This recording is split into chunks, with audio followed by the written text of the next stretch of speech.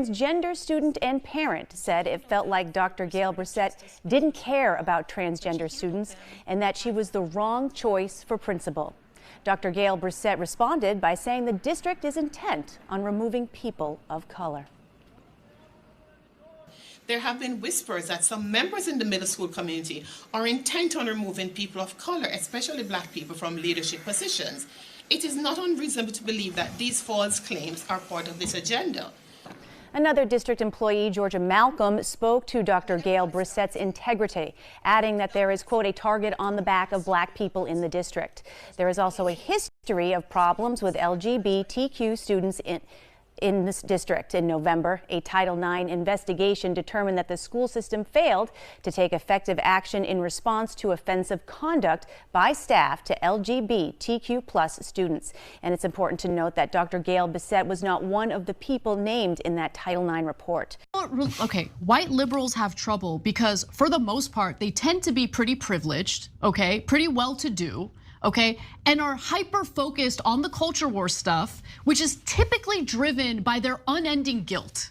So just be a freaking human being, treat the freaking students with respect, okay? And can we please just hire the most qualified people to do the job? Because kids can't even freaking read. And we're having a discussion about like, is the double-blind hiring process increasing diversity when the person who's implementing this policy isn't even following it and deciding to hire her friends instead? Yeah, 100%. Ridiculous, ridiculous. What's going on, everyone? Sasuke here today. I want to talk about diversity again. Yes, I know.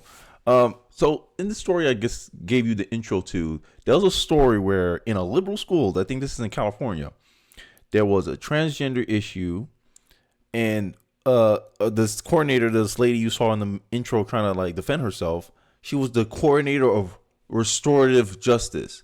What that means is, hey, we don't hold black or minority people accountable because we felt like they have a hard life and we have to shield them from consequences. Pretty much that's what restorative justice is.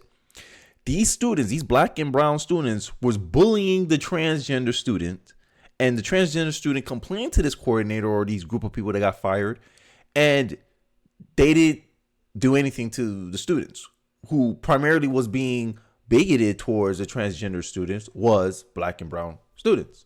And the black and brown students felt emboldened to do this because they knew they was going to be held accountable for nothing. This is the bigotry of low expectations that a lot of black conservatives rail against. And I believe it is facilitated in white liberal guilt. It's not white guilt. Only liberals, white liberals, are the only group of people that have a negative bias against their own group of people. Make that make sense.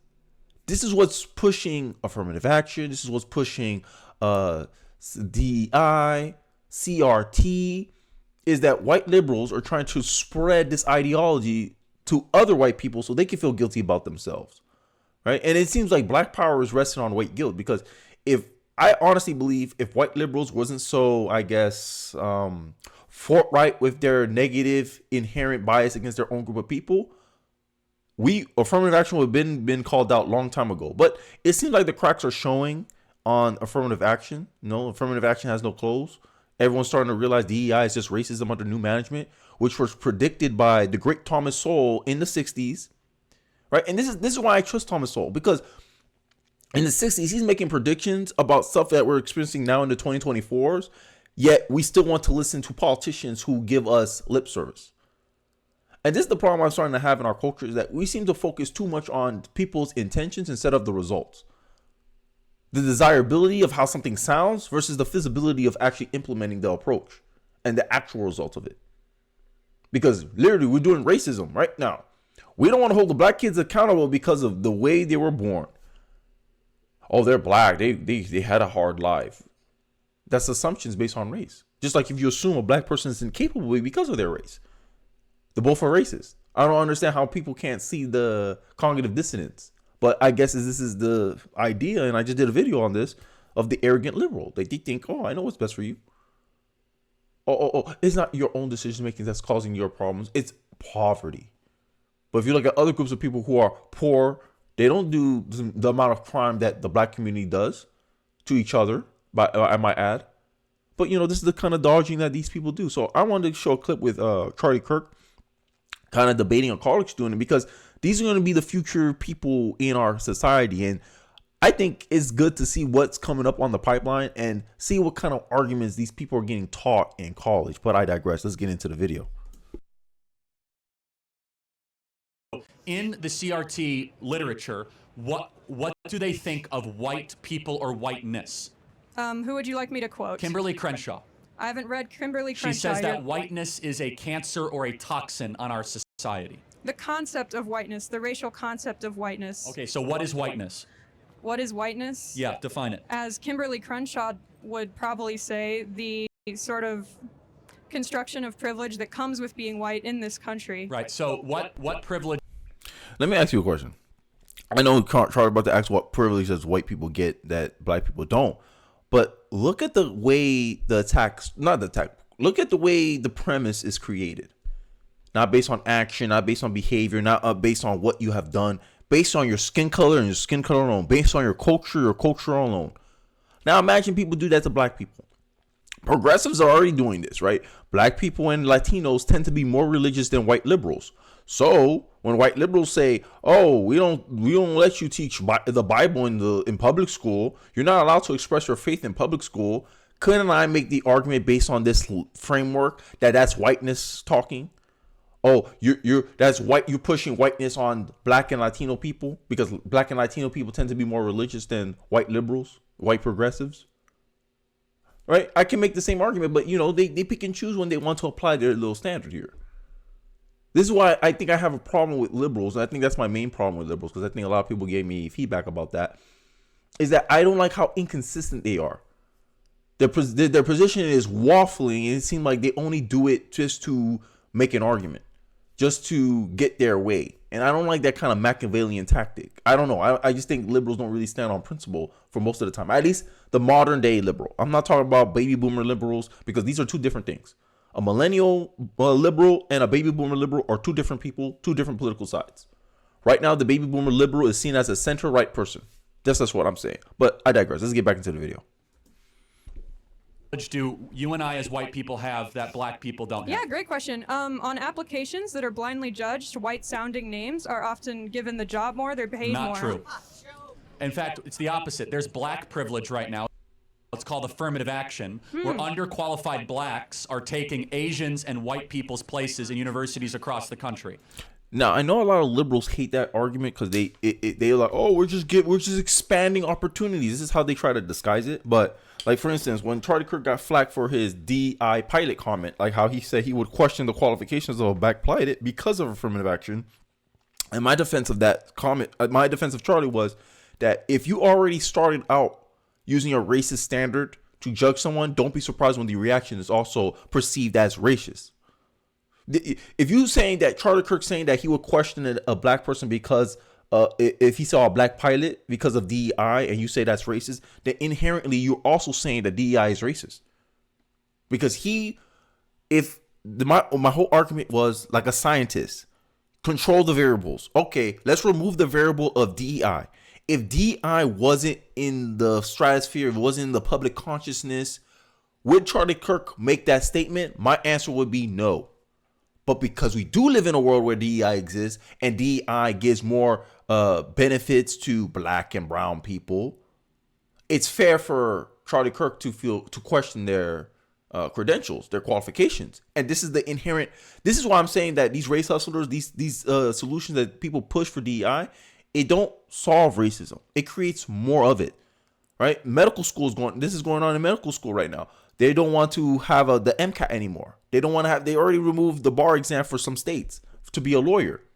What's going to happen? People are going to be like, okay, before they remove the test, white, Asian, and minority, these were the results. Because the data shows a result. These were the results. Okay, the probability of a black person being qualified is minimum compared to this group of people.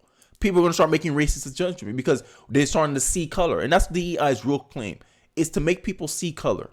And that's a big problem in our society. And I think that's what's hurting our unity as a nation. A divided house cannot stand, and DEI, identity politics, is doing a great job of doing that. But people are falling for the intentions instead of looking at the results of the policy. I digress. Let's continue with the video.